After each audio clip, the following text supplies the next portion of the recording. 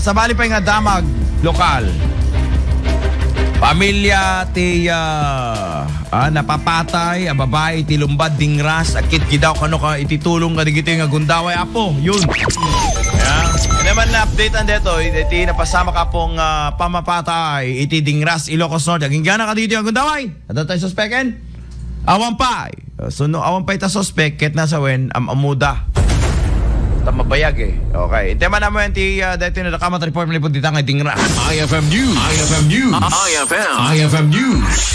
Lokal. Agkid-kid daw ti tulong ti pamilya Kabudol iti barangay Lumbad Dingras Ilocos Norte iti tulong para iti magastos ti mansayag ni Jacqueline Kabudol ang napapatay iti Calabes. Kuna ti kabsat ti napapatay ani Jaylin Kabudol ket saan da ang magabenanan ti magastos iti punerarya amang serserbisyo ti kabsat na nupay addan dagiti imunan at timulong kadakwada. Mawat kami kumatitulong sir nga pura isang kabasi lang tadam pag nayo mo iti kasapulan mi sir. So kasano kad gamit salita nyo iti punerarya? Kunada sir nga DJ presyo na sir. Nated mi jida duman sir nga adapay balance mi na pangamin sir.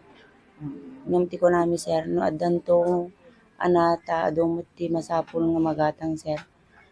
Ket mabalin minto nga ana sir no addan to dumting nga tulong kasi kama sir. Ti daw dawatik sir kot oray kasi lang nga tulong tano na siya at mga pinakailibing ni manang ko sir. Kaano nga maipumpon mo? Into no Miyerkules sir, 7:30 sir.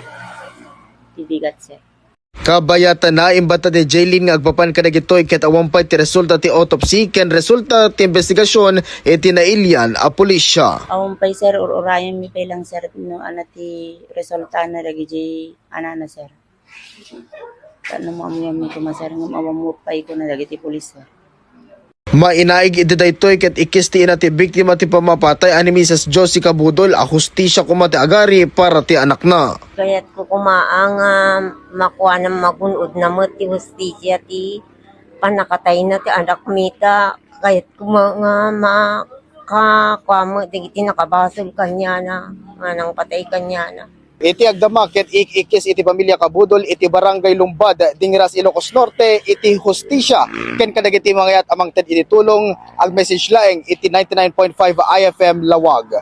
Para iti IFM News, Idol Lawrence Martinez, Tatak RMN.